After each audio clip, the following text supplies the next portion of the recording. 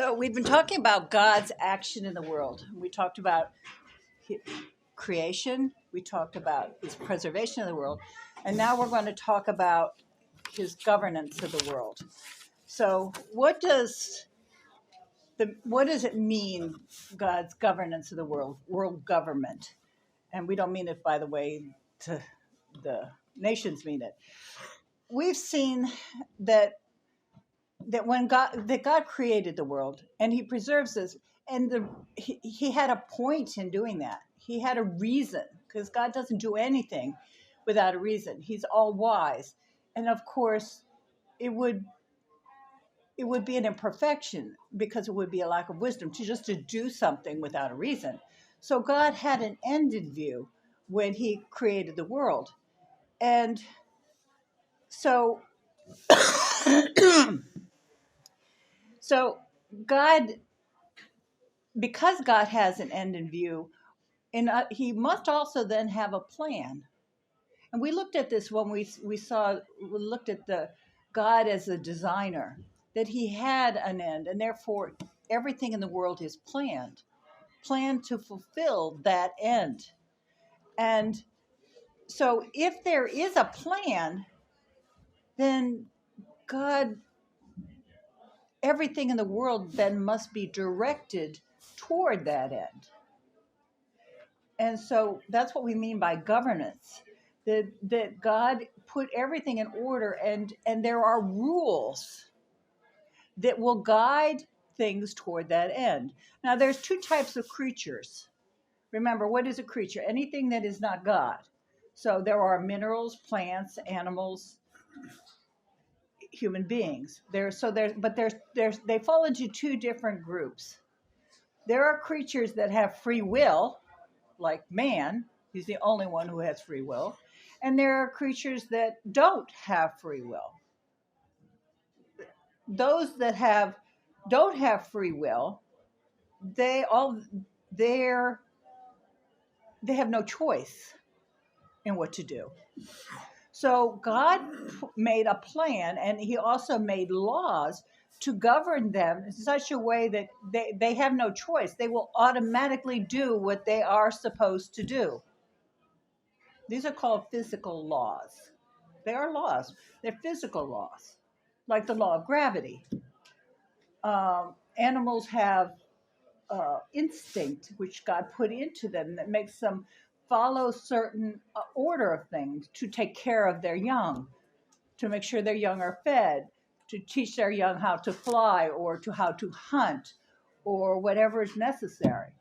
Plants, there are physical laws of genetics and things that govern plants, how they take sunlight and make it, use the chlorophyll to make it into food for themselves, how the roots take up nutrients.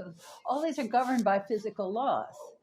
The plant has no choice whether it's going to take anything out of the soil or not. It's automatic. The the bird has no choice that when it comes time to mate or to lay eggs or to raise young. It's automatic. But man does have a choice. So there has to be a second set of laws for man, because man does have free will. Creatures that have no freedom are governed by necessity, and we call those laws physical laws. But man, in his free acts, is governed by suasion. In other words, he's governed by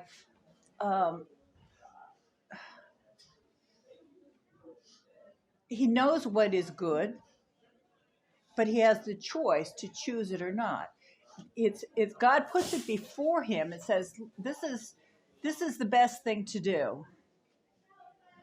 You look at something and you say, let's say a father is going to choose a job. He's persuaded that this job will be better than this job because he's better equipped for this job, or this one makes more money and so he can feed his family better. He may choose in his family to discipline a child or not to discipline a child, depending upon what the child has done. He can choose to drink and drive or not to drink and drive.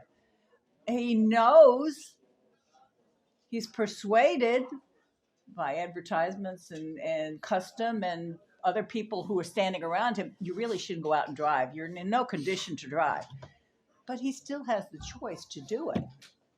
So he he's governed by physical laws, but he's also governed by a second set of laws, moral laws. It would be immoral to drink and drive. It would be immoral in certain cases not to punish your child. It would be immoral not to stay home and not go to work and and lose your job and your family starve. There's a second set of laws that govern man, and these are moral laws. These laws do not govern animals or minerals or plants.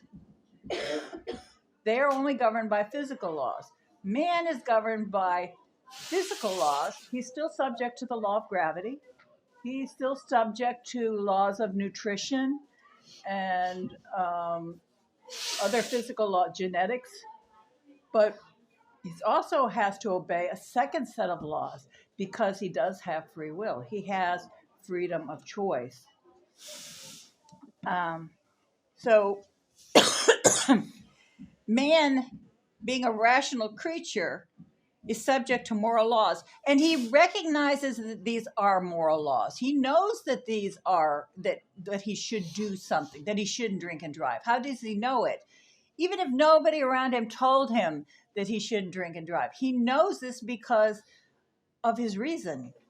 His conscience tells him that he shouldn't murder somebody, that he shouldn't steal, that he shouldn't lie. These are moral laws, but they're also our reason, and which works with our conscience tells us that these are wrong. These are called the moral law, but they're also called the natural law. All creatures are governed by physical laws, but man alone among the worldly creatures is governed by a secondary set of laws called natural law. He's also governed by a third set of laws, which we'll get to in a second. Natural law is the moral law. It's not a physical law. So it does not enforce obedience. Physical law enforces you to obey. Moral law does not. You have the choice. It invites you to do what is reasonable and right, but it doesn't force you. So let me ask you, can man then refuse to obey a natural law? Yes, certainly he can. Now, does man, by such disobedience, thwart the plans of God and render the end of creation unattainable? In other words, if man does not obey the moral law, does he thwart the plans? Does he do away with the plans of God and that God has rendered for creation, and makes it so that the plan that God had, the end that God wishes cannot be obtained? I'm making myself clear in this question. You're shaking your head. No, you're right. No, it doesn't change God's plan. God's plan, remember, there's two reasons why it can't change God's plan. When man commits sin, it doesn't change God's plan. There's two reasons for that. First of all, remember, God knew when God began creation, or even before he began, from the very beginning, God knew all the possibilities. And he knew what choices we would make.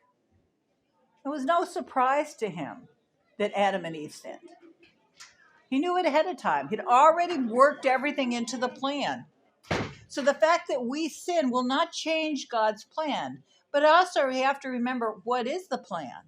What is the end for which man is destined? What is the plan what is the end for which we're all striving, or God, that needs to be carried out. What is that end? We mentioned it, huh? To be with him in heaven. For God's greater honor and glory is that is the end. God created us for himself. And he created us not only for himself, but for ourselves, that we will attain happiness in heaven. Our getting to heaven will give God honor and glory. That's the main reason. But it will also give us great honor and glory and happiness. And that won't change. If a man goes to hell, God, those who do get to heaven will still be giving him honor and glory. If a man doesn't show forth his glory in heaven, he doesn't get there. He will manifest it by showing God's divine justice when he's sent to hell. So God will get honor and glory out of it either way. Who's going to suffer from it, though? Us. We won't get the happiness or the honor or glory out of it. Go ahead, I'll just cut it out of the video. No, I won't. I can, though. Anyway, but man may indeed fall to attain his end in as much as it affects himself. And that's the part. It won't change the end, but it will change our end. It won't change the end that God has intended for himself, but it will change ours. It won't affect God, but it will affect us.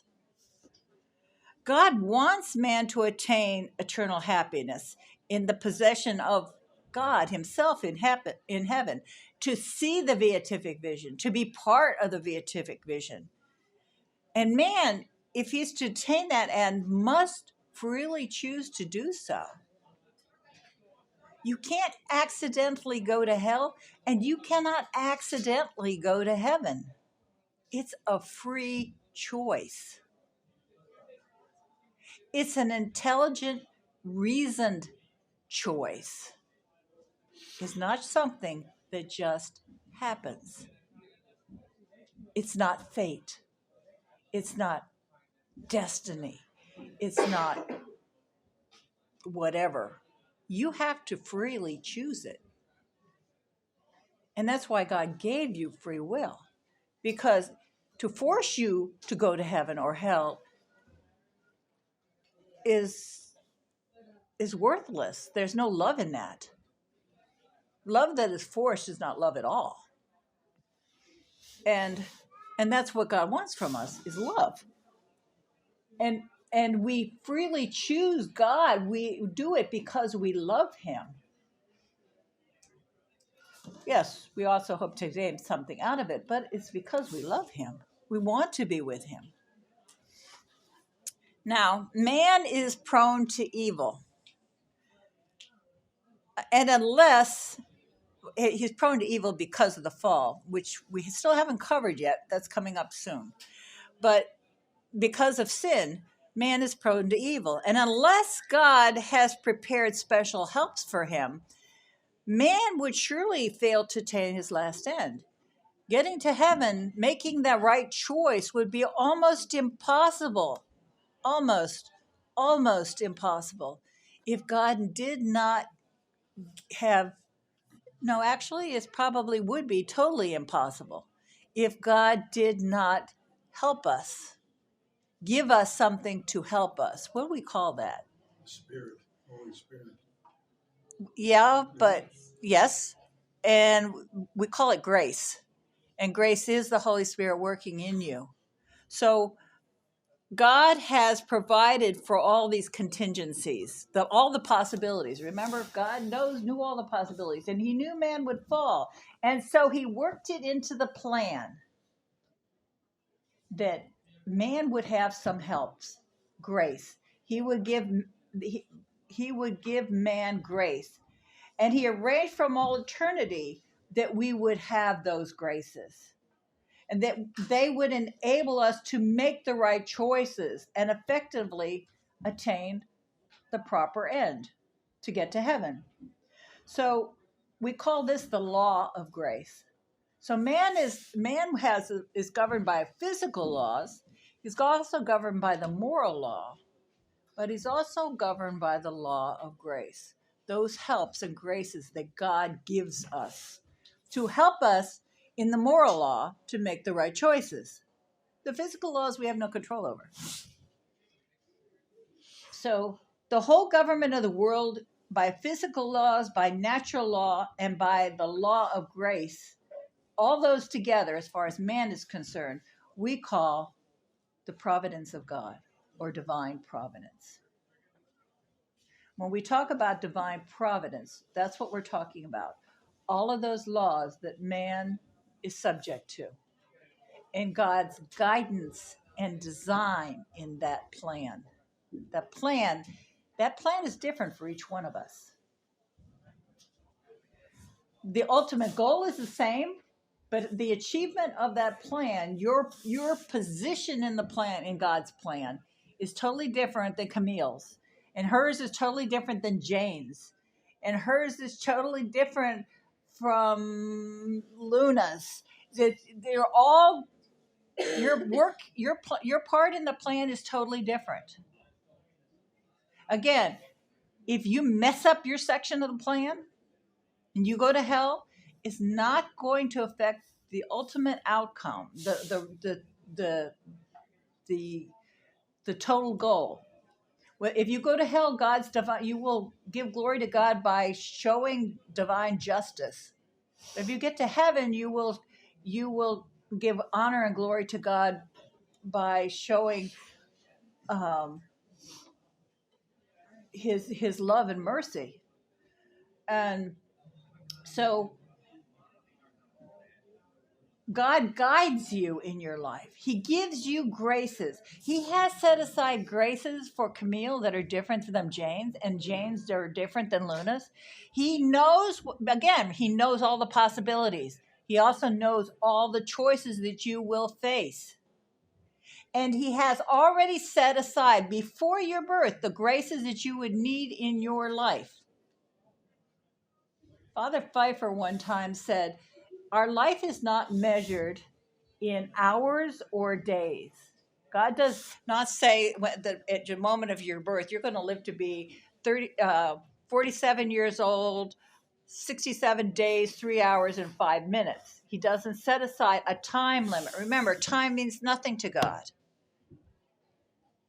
What he does is he sets aside graces. And when you use up those graces, that's when you die.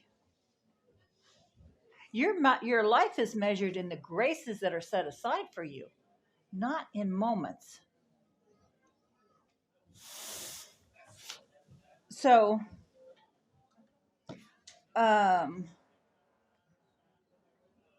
so God has this divine providence. God has, in his providence, has set aside those graces ready for you.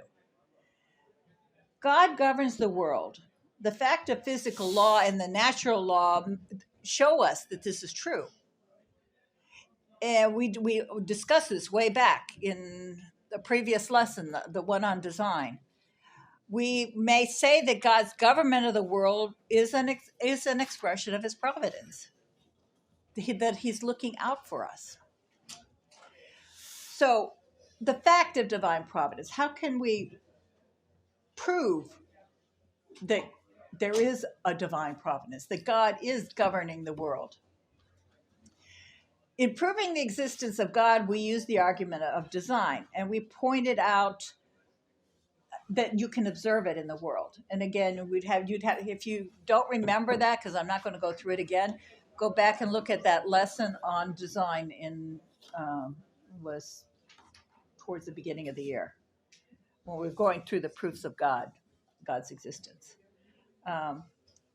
Now, order is neither more or less an arrangement of means to attain an end. So this is the end God chooses, and the order that is, or the plan is how to get there. So that's what the design is. When you build a building, you make a design. That's the plan on how you're going to get from bare ground to this huge house. Okay. If we deny the existence, and the thus the order is the expression of the plan, and we call this divine providence. If we deny the existence of divine providence and its expression in the world, we then have to.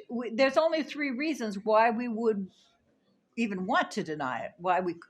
The first reason is that people might deny it is to say that God doesn't know how to rule the world to the extent of providing the fulfillment, even in the smallest details, that are necessary. So we're saying that God doesn't know how to rule the world and to provide all those details. The second reason that you might deny it would be to say that God doesn't have the power to do it, to govern the world, or to make these laws, or to put these things in order. And the third reason you might say would be that God has no care or concern about what goes on in the world. It's a matter of indifference to him whether the world attains its end or not. Now, these three reasons obviously are inadmissible. They're stupid. Because the first one means then that God would be imperfect in his knowledge, and we know that's not true. The second one would mean that that we're denying his power, and we know that that's not true, that God's almighty. And the third one would be denying his wisdom, and we know that he's all wise, so that can't be true either. So God, since none of those are true, that means then that God has to have the power. God has to have the wisdom. God has to have the knowledge to make a design and fulfill it. So so that proves that God is all knowing, all wise, because he's all knowing, all wise, and all powerful. And we know that he is all of those because he is infinitely perfect. And to be infinitely perfect, he has to be all wise, almighty, all knowing. So once we admit God's infinite perfection, we also have to admit his providence. The two go hand in hand. You cannot have one and deny the other. They have to go together. There are people who deny divine providence. They fall into several categories. There are materialists, pantheists, fatalists, deists, and casualists. Pantheists and materialists are by far the greater number that you know of, are forced by their strange doctrine on creation of the world to deny the providence in the world. But we've seen that doctrine is false. Materialists don't believe that there is a hand of God guiding everything. But we've seen that that's false. So we'll throw them out. Fatalists assert that some kind, and this is another big group, assert that some kind of blind cosmic force is in the back of all things, causing everything to all the acts and events that occur. In other words, like fate. How many times and you saw this in the whole Star Wars thing? May the force be with you. You still hear that, people quoting that line. That they believe in some force is out there, controlling everything. You don't seem to have any control. It's this force that is having control. But this doctrine contradicts common sense and experience because it denies free will. You don't have a choice. It denies free will. And it denies the divine intelligence and the divine will, making them blind and nothing but a meaningless force. If you want to equate that force with God, then the God that force is equated with is a blind God that doesn't seem to care. He just sets things in motion and lets it go on, and your fate is written in the stars. Come on. You have free will. There is nothing written that you can't change. Deists say that God has made the world but ceases to take care of it, that he tossed it aside like a child who throws away a toy that he's tired of. But this doctrine contradicts the whole idea of preservation, God's preservation of the world, which we looked at last time. And it also flies in the face of divine wisdom. For certainly it would be unwise for a creator to spend all the time and the effort to make a world and then care nothing about it. Why would God even make a world? I mean, it shows almost like insanity on God's part to make something and then just throw it aside. God had a plan. God doesn't do anything. He's all wise. He doesn't do anything without a reason. So just to make something and say, okay, I made it. I guess I can do that. Who cares? That's not God. Might be us, but this is not God. God doesn't do anything without a reason. And once and until that reason is accomplished, he continues the work that he started. Casualists teach that the act and the events of the world are the outcome of chance. Hence, from the Latin causus, meaning chance, that we have seen the futility of the chance theory. In the past, we looked at this in some of the other lessons. So that nothing happens by chance. There has to be a plan.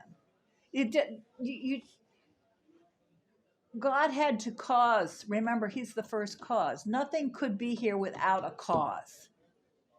So there's no such thing as chance. Even if God just made that primordial soup that started, or set off the Big Bang that started, whatever, that there was a cause. And if there was a cause, there was a reason for that cause. And therefore, the reason is the end. There's no chance involved in this.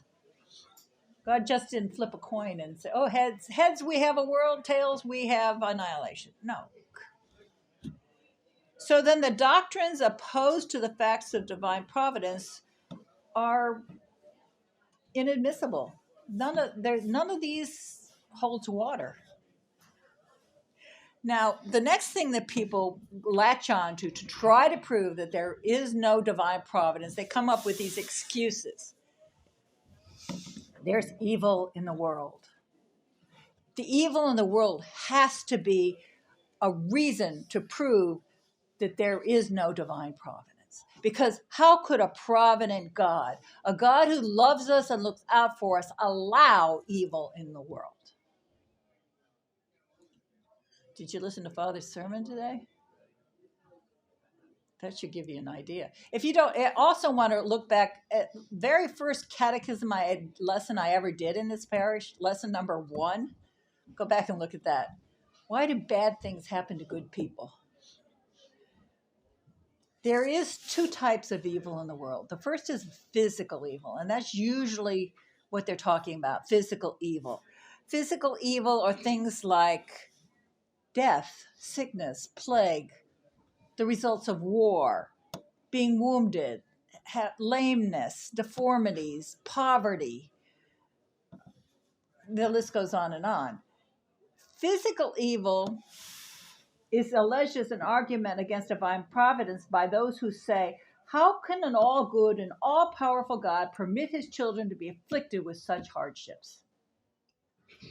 And the answer should be, there would be value in that complaint if, and that's a big if, there's 2 ifs, if God's end in creation was thwarted by the existence of physical evil.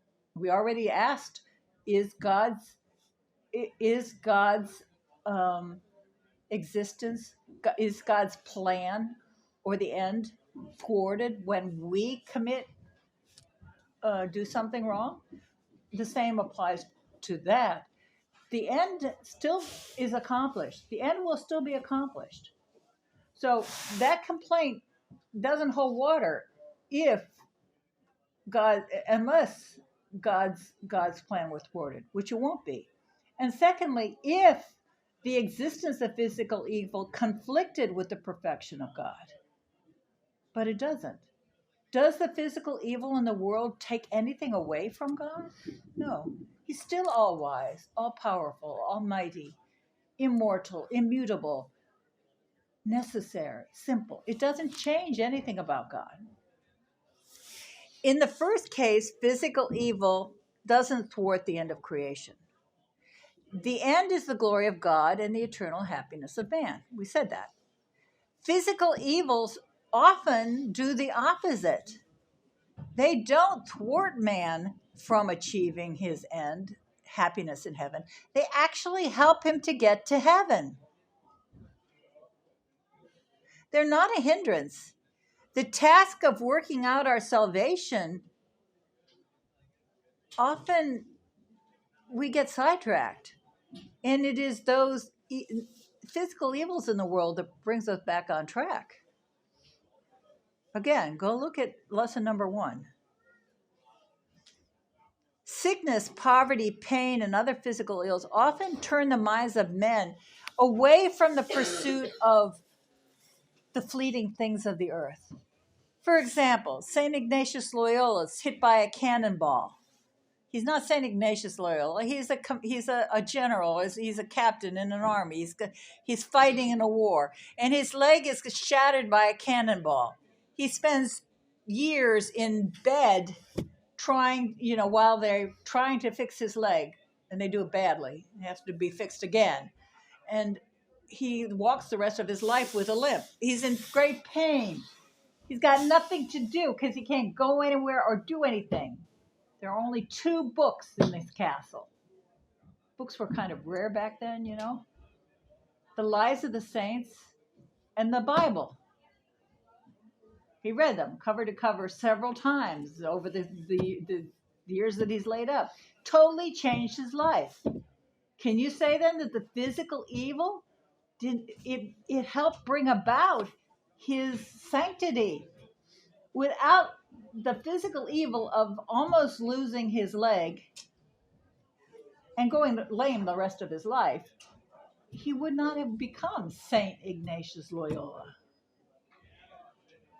He might have gone to hell. Probably would have. So these physical ills often do the opposite. They often shed light on what we're doing wrong or what we need to change in our life. They show the shallowness of the earthly life and bring heaven into perspective. It's not a kindness that makes us see, however, that the tribulation and sorrow in this world is not our final home. And this is a kindness that God gives us, showing us where our heart should be. You love your job so much, and now you lose it. Maybe you loved it too much. Your heart was in this world and not in the next. And while physical evils may be regarded sometimes as punishments for sin, they may also be regarded as mercies and kindnesses to show us what we're doing wrong, to show us how much God loves us, to pull us away from material goods, worldly success. Is it not a kindness that makes us see such tribulation and sorrow that this isn't our final home? Life is not a continuous scourge of physical evil. Nobody's life is one bad thing happening after another from babyhood to death. No, your life is ups and downs, right? Sometimes bad things happen, but sometimes there are good things. So those times when life is pleasant and happy and joyous, sometimes men grab onto that and they think that's the way it should always be. They're inclined to they want to live for that in this life, especially people who have a lot of money and they can afford to indulge their wants and desires. They live in this world for this world because they're happy doing it in this here. They don't want to think about the next life. So God takes that away from you. And then you have to think about it. So life without physical evils is not always a good thing. And if it was allowed to go on like that, it would inevitably run to us wanting nothing but this world and never looking beyond it. When it comes to the question of just why such evils afflict men, we really can't answer because we're not the ones doing it. And often it's not God doing it either, but God knows what will happen. And we just simply have to trust God that he has the plan. He knows the plan. We don't even know our part of it. So we have to trust him. God gives us thousands of evidences almost on a daily basis that he loves us and he cares for us. So we should trust him, especially in times of darkness when things are going wrong. Just say, in thee, O Lord, have I placed my trust. Let me not be confounded forever. That's the last line of the Te Deum. It's from one of the Psalms, and I don't know which Psalm. I just know that it's every day, because we say the Te Deum in the office every day. Every day, that line just hits me. And whenever something bad happens to me, when things are not going right, that's the thing that I say over and over again. I trust you. In thee, O Lord, have I placed my trust. Let me not be confounded. And you trust God. He has to take care of you. He has to. First of all, he has to anyway because he's your father and he loves you. But he wants to. So trust him. And remember that most of the evils, these physical evils in the world, are not from God. Who creates wars? Not God. Some men complain of the injustice of the evils that they suffer, but none of us can claim injustice to life. God isn't bound to give us anything. We have no claim on God. We can't say, you owe me this. God doesn't owe you anything. He gave you life. That's the most important gift, and he maintains that life. So if you're sick, you can't say, well, you gave me life, so you need to make me continue living. No, God's plan is for you to die. Remember that. God's plan is for you to die and go to heaven. That's the plan. Not to cling to life, to get to heaven. The gift he does give us, life and reason and free will. These are three tremendous gifts. Life, reason, and free will. They're so great and so wonderful that we would be fools to complain. And it would be silly that for a man to believe that he's owed more than that. For example, Chesterton gave this example.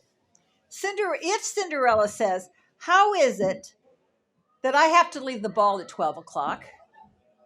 Her godmother might answer, how is it that you're going to be there until 12? Why are you asking for more? You don't even have to go. It's just I've arranged everything that you get to go to the ball until 12 o'clock. And now you're complaining because you have to leave at 12? That's the way we act sometimes. God gave you life and reason and free will. And now you want everything else besides? You want your life to be one continuous, joyful experience? What what gives you the right to ask for it? God was generous when he gave you life, free will and reason. If life were only for this world and for this time, then physical evils would be unmixed hardships. But since life is what it is brief, but a glorious opportunity to receive untold glory and unending happiness. Remember, life in this world is very short. Life in heaven is forever. So, putting up with these things in this life for 30 years, 40 years, 60 years, 80 years, 100 years, if you should live that long. People do sometimes. That's still a short period of time compared with the thousands of years, the millions of years left for eternity.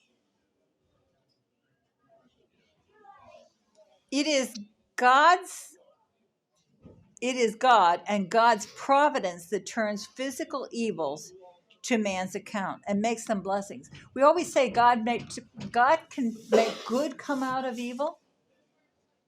In this case of Ignatius Loyola, didn't he make good come out of an evil? God didn't make the evil. He didn't make the war. He didn't set off the cannonball that hit his leg.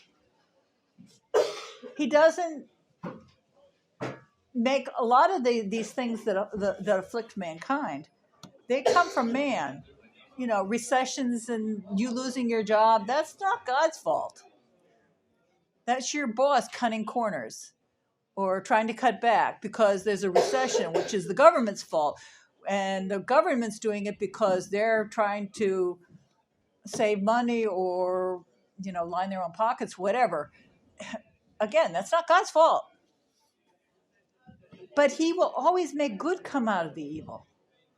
And this is evidence of, if he didn't,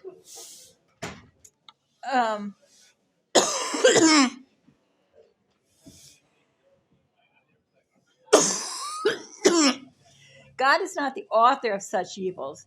They come from creatures, and all of them have their roots, first of all, in the choices that man makes and that have wrecked the world. And so far from being an argument against providence, physical evils are actually evidence of God's loving providence, again, because he makes good come out of evil.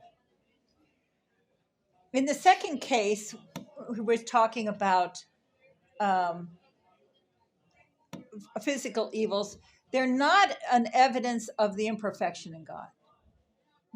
Remember, they said the existence of physical evil conflicts with the perfection of God. It doesn't.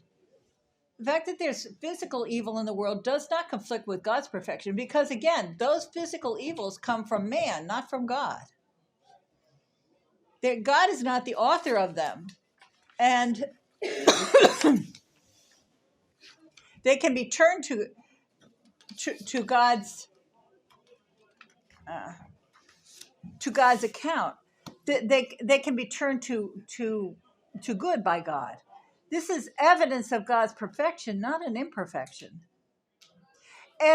For example, as a sick man is sometimes made to take bitter medicine or to undergo a painful operation in order to save his life, these hardships are having to do that is not an evidence of the unwisdom of the physician, but a proof of his skill.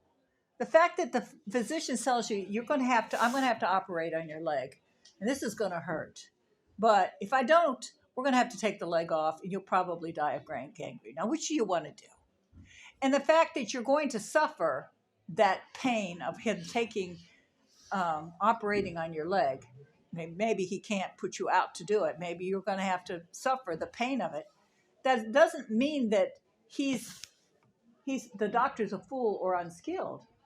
In fact, it's proof that he is skilled, that he can actually operate on you and save your life.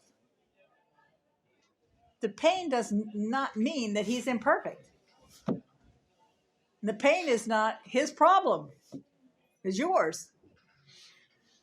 The same thing is with God. Can a wise and devoted father may allow his beloved son to feel the consequences of an act of folly in order that he learns from it.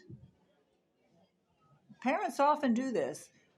Kids make a rash decision. I'm going to do this. I want to, I'm going to join the army, or I'm going to do this, or, and I'm going to go study this in college. And you try to talk, the parent tries to talk you out of it, but you don't listen because, teenagers, they know everything. When Mark Twain put it, he said it was amazing how much his father learned from the time that Mark Twain was 12 until he was 21.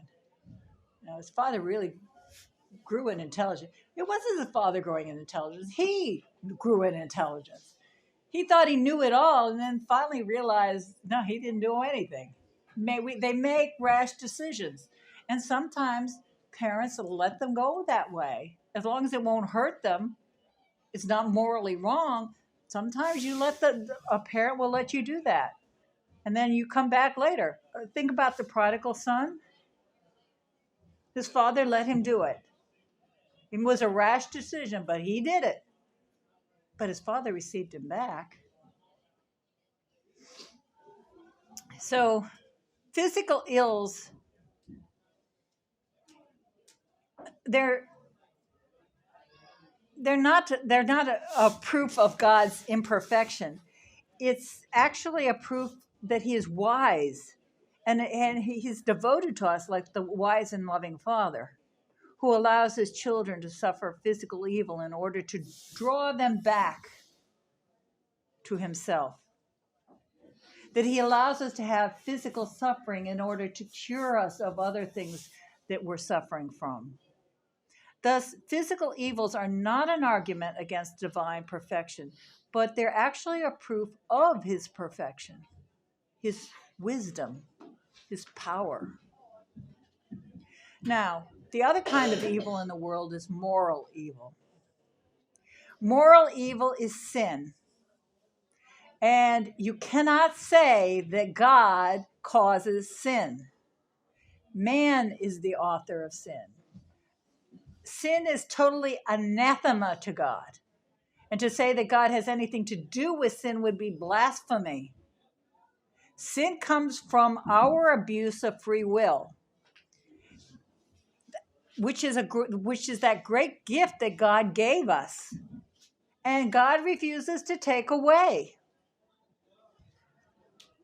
God is in no sense the cause of the sin, and we can't accuse God of being the cause because he won't take the gift away.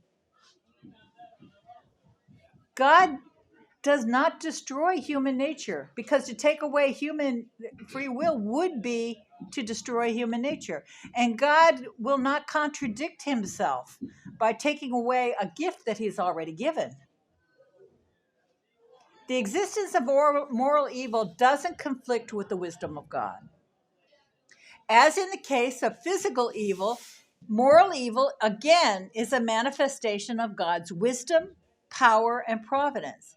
Again, because he can draw good out of evil. Consider the persecution of the early Christians. The sins that those persecutors committed, that wasn't God's will. God didn't want them to persecute the Christians. They did it.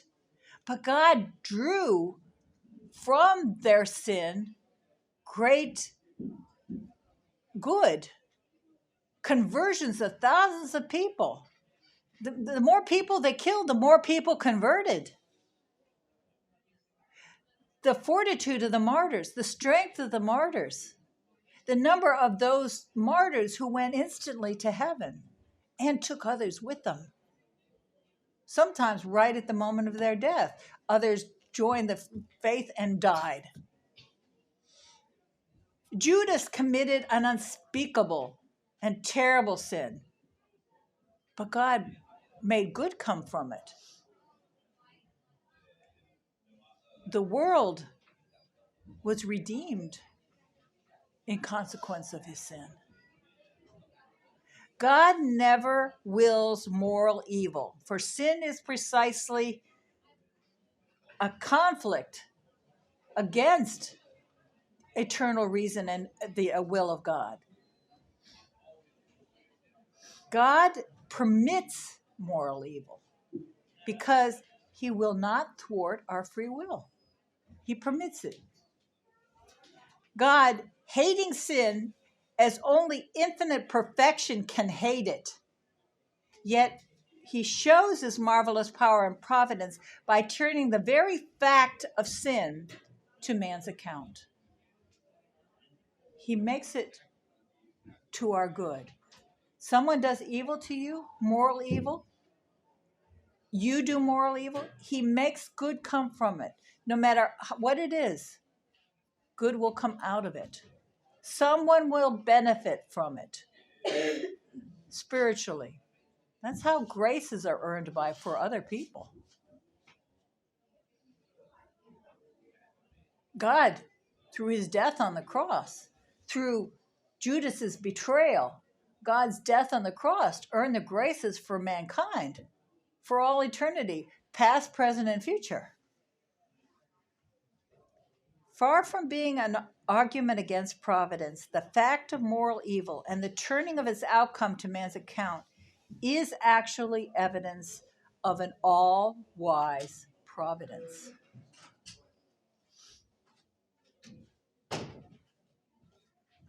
So this is how God governs the world. And God governs the world, again, through physical laws, through moral laws, and through the laws of grace. And the laws and all the physical, moral, and laws of grace together are what we call divine providence.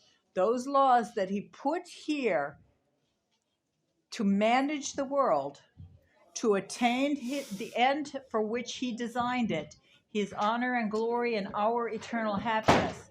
All of these were put together. This divine providence is guiding everything to that end. You just have to figure out your part in it. That's the hard part. Knowing what God's will is for you. What is his plan for you in this design? As I say, with each of you, it's going to be different.